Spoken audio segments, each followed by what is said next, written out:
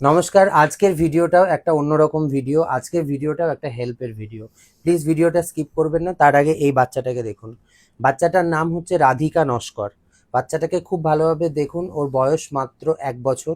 1 বছর বয়স, রাধিকা নস্কর। ওর কিন্তু দুটো কিডনি ফেলিয়ার। হ্যাঁ, আপনারা ঠিকই শুনছেন। ওর দুটো কিডনি কাজ করে না, দুটো কিডনি ফেলিয়ার। জন্মের পর থেকে 45 দিন টানা ডায়ালিসিস হয়েছে বাচ্চাটার।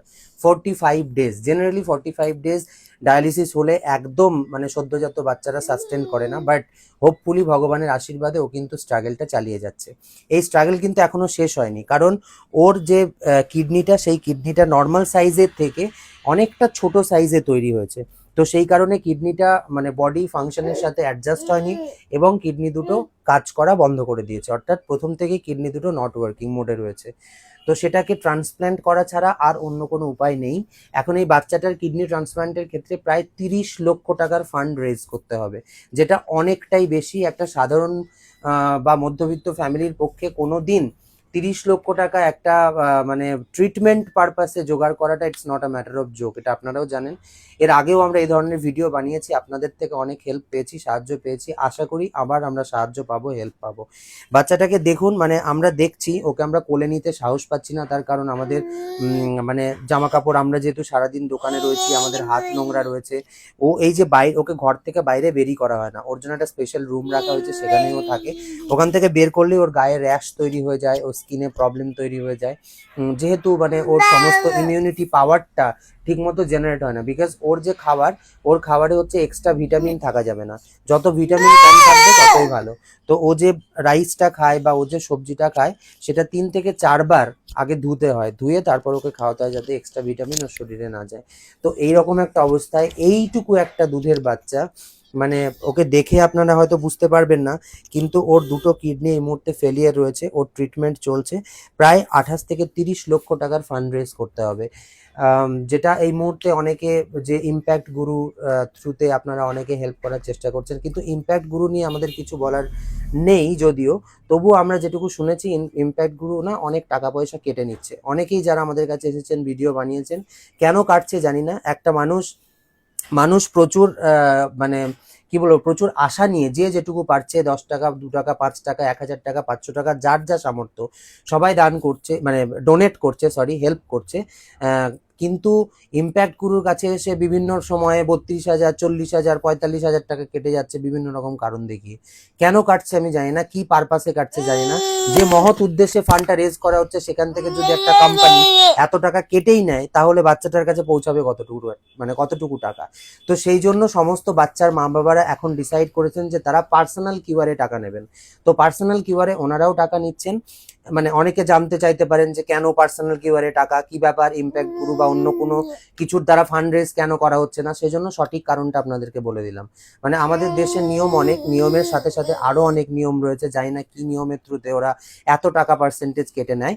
তো ওনারা এই মুহূর্তে ওনাদের নিজস্ব যে কিউআর কোড রয়েছে, ব্যক্তিগত কিউআর কোড রয়েছে। আপনার নাম কি আছে দাদা? আমার নাম আশিস নস্কর।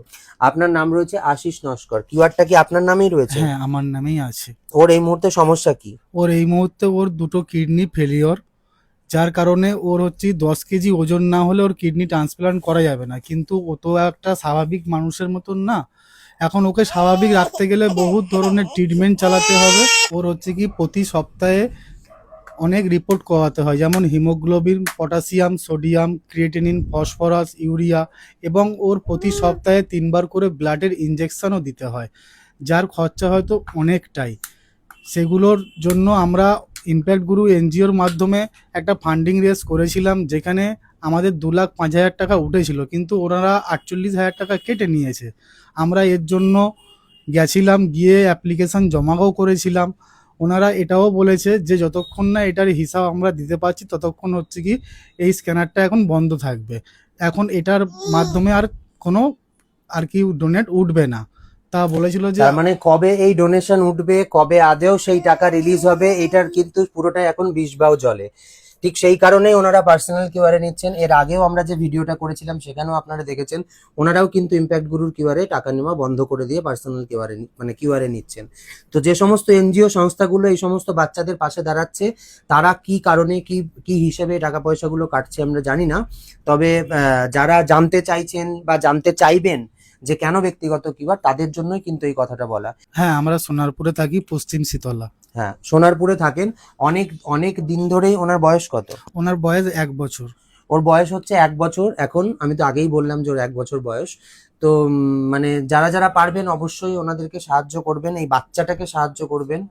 আর আলাদা করে কিছু বলার আমার নেই। আমি প্রথমেই বলে দিয়েছি খরচ কত ছিল, 28 থেকে 30 লাখ টাকা ছিল, তাই তো হ্যাঁ, দাদা? 30 লক্ষ টাকার অ্যাবভ, মানে 30 লক্ষ 30 টাকার লক্ষ টাকারও উপরে। বেশি। 30 লক্ষ টাকার অ্যাভাব মানে 30 লক্ষ টাকারও বেশি।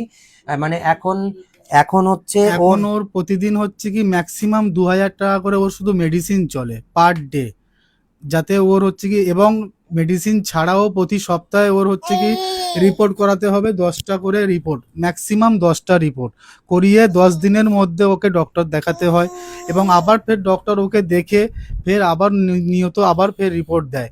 মানে এগুলো ওর না করালে তাহলে ওর শরীরের কন্ডিশনটা অন্য জায়গায় চলে যাবে। আপনার মোবাইল নাম্বারটা দাদা বলে দিন। 9748148841।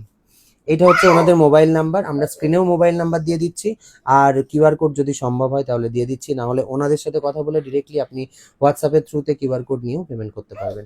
আশা করি ভিডিওটা অনেকের কাছে পৌঁছবে এবং আমরা হেল্প পাবো। আজকের মতো ভিডিওটা এখানে শেষ করছি, কারণ এটুকু বাচ্চাকে হ্যান্ডেল করা যাচ্ছে না। অনেকটা সময় ও তো মানে একদম প্রপারলি সুস্থ নয়, বলতে খারাপ লাগলো, এটা সত্যি। বাট ভগবান আশীর্বাদ করুক যাতে ও খুব তাড়াতাড়ি সুস্থ হয়ে ওঠে। আপনাদের আশীর্বাদ থাকলে, আপনাদের ভালোবাসা থাকলে, আপনাদের সাহায্য পেলে ওনারা ওনাদের মেয়েকে আবার আগের অবস্থায় মানে স্বাভাবিক অবস্থায় ফিরে পাবে।